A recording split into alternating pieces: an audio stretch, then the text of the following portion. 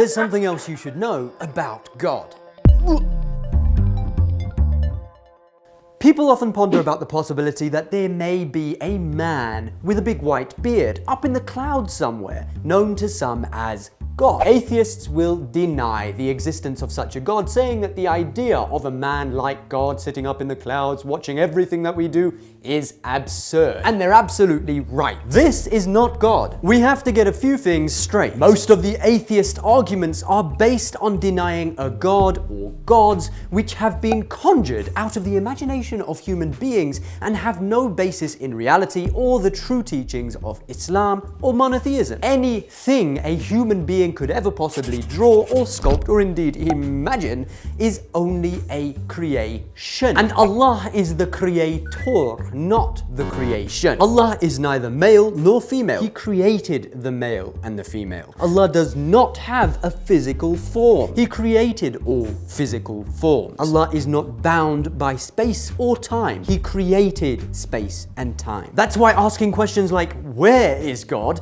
just doesn't make sense. Because the question itself implies that God is physical. Because you have to be physical to be somewhere. And something that is somewhere cannot generally be somewhere else. While God is omnipresent. Imam Ali, the first Imam and the fourth Caliph, said, whoever said in what is he, held that he is contained. And whoever said on what is he, held he is not on something else. Asking when was Allah is again in itself a paradoxical question. Because we, when asking such a question, are asking it from our own understanding from within the limits of time. It's kind of like a goldfish asking where his owner is when the goldfish's entire understanding of existence is limited to the fishbowl, while the owner lives outside that fishbowl. Now that we've understood this, the answer to the question, why can't I see God, becomes absolutely clear. There is no verse in the Holy Quran which says, here I am, believe in me, nor will Allah ever say, look at me. It's just nonsensical. Because anything that you can see with the physical eye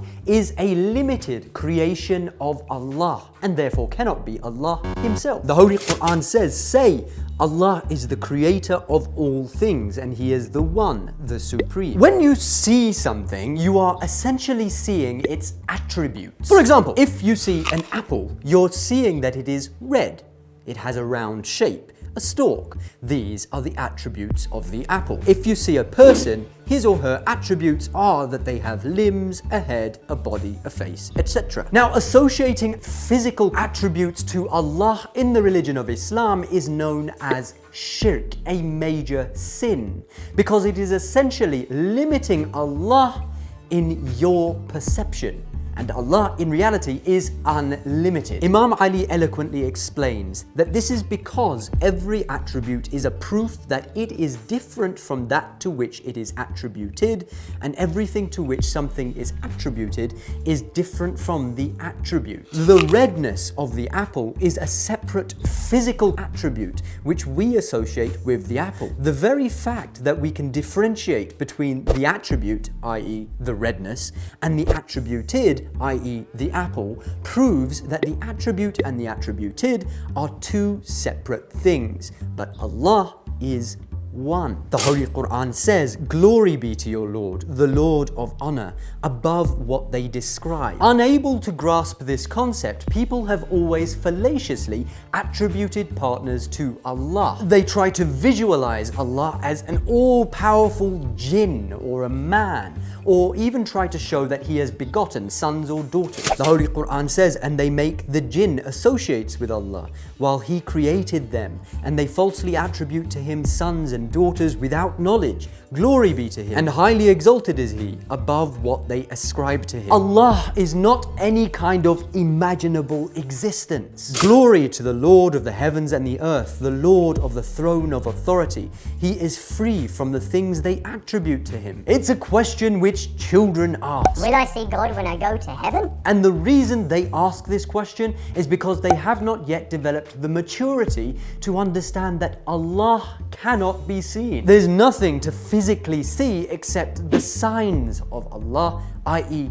his creations. When Imam Ali was asked, "Have you seen Allah?" he said, "Eyes cannot see him face to face, but hearts perceive him through the realities of belief. He is near to things, but not physically contiguous, and he is far from them, but not physically separate." Since human beings are limited physical creations, it is through the physical that we can gain an understanding of the metaphysical. We can understand that greatness is a thing by perceiving the mountain. We can understand that love is a thing by witnessing the affection between a mother and child. And we can understand that beauty is a thing by observing nature, for example. But can you see beauty itself? Can the eyes witness love itself? Can you perceive what greatness itself is through the physical eyes? You can describe these things which you know to exist through physical things, but the only way that you can truly comprehend them is through the eyes of the heart. And Allah is the source of all beauties, of all love and all greatness. The source itself can never be seen, but the signs of that necessary existence, which can be observed through the limited physical dimension, can be seen. The Holy Quran reminds us, "And when you said, 'O Musa, we will not believe in you until we see Allah manifestly,' so the punishment, the lightning bolt, overtook you while you looked on." There's something for you to look at. Now, atheists will sometimes come along and say, "There are thousands of gods, why don't you believe in any of them?" They'll say that they're smarter because they believe in just one less god than you. But they've missed the point. Allah does not need to be proven. What needs to be proven is the non-existence or the limited nature of all other false gods or deities. Once we've eliminated all fallacies and misconceptions about false gods, Allah, the absolute oneness, the united being, the necessary existence, becomes absolutely clear. That's why to be Muslim, you have to first realize that La ilaha, there is no God, and then realize illallah, except the God, i.e. Allah. Many of those who claim to believe in God have actually not done the first step, i.e. rid themselves of any false gods. Ironically, atheists have. What remains is for us to recognize that there is something else, some force, some love, some mercy, which has a major role to play in life, the universe, and everything. There have always been a small number of people throughout the ages who have recognized the existence of one unified creator, while most people have always misinterpreted the reality and imagined false gods or deities of their own. Hinduism, for example, famously boasts many deities. Some say 33 million gods and goddesses. But some scholars state all deities are typically viewed in Hinduism as emanations or manifestations of a genderless principle called Brahman, representing the many facets of ultimate reality. Most ancient Greeks recognized the 12 major Olympian gods and goddesses, although philosophies such as Stoicism and some forms of Platonism used language that seems to assume a single transcendent deity. Great thinkers, prophets, philosophers, sages, and scholars have, throughout the ages, tried to make clear to people the reality of the unified existence, the one God, the creator, whatever you want to call it, Allah, and that this Allah is unlimited. No physical attributes can be applied to it, nothing can be compared to it. People, in their inability to understand that there is a metaphysical existence which supersedes this physical dimension, end up associating concepts like greatness to things that they can understand. For example, if there's a person who recognizes that God is all-powerful, but then they associate power with a hammer, that's how you end up with gods like Thor with his hammer and Zeus with his lightning bolts, and even, as some modern Christians have understood it, God the Father of Jesus Christ. But when you break it down and contemplate, it becomes very clear that none of these gods have any real power. Nobody really believes in their heart of hearts that a physical God with limbs or a head or a body which can be seen, felt, heard, or sensed actually has absolute power. And when such false attributes are applied to the Creator, people subconsciously distance themselves from the reality of the omnipotent Creator, who or which is everywhere and in everything. The Holy Quran states, "And certainly we created man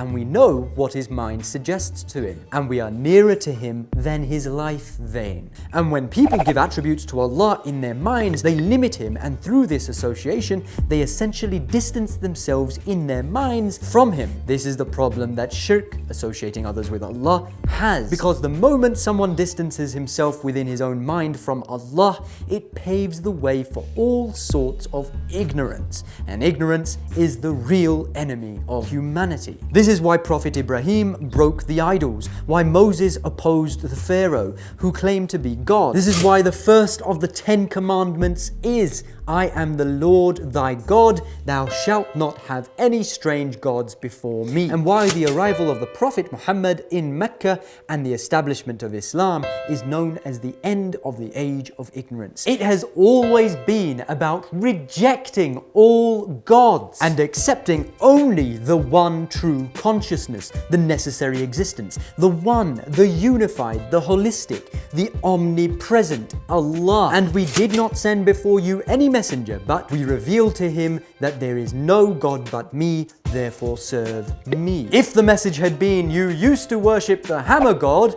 but now you'll worship the lightning god, or you used to worship the white god, now you should only worship the blue god, what's the point? What's the difference? The reality is that none of these perceived imaginary gods have any power.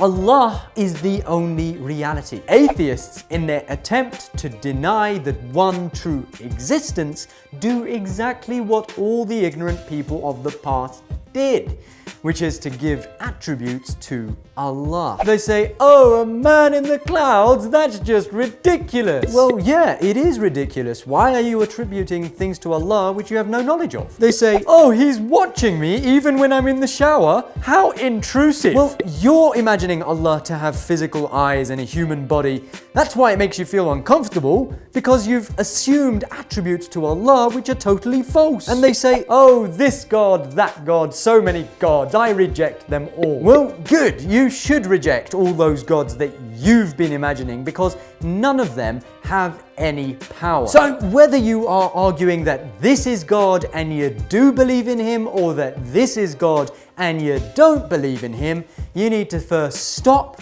rewind, reanalyze, and realize that first of all, this is not God. Once we've done that and we've recognized La ilaha, then we can start to talk about illallah, about whom Imam Ali says, praise is due to Allah, whose worth cannot be described by speakers, whose bounties cannot be counted by calculators, and whose claim to obedience cannot be satisfied by those who attempt to do so, whom the height of intellectual courage cannot appreciate, and the divings of understanding cannot reach, he for whose description no limit has been laid down, no eulogy exists, no time is ordained, and no duration is fixed.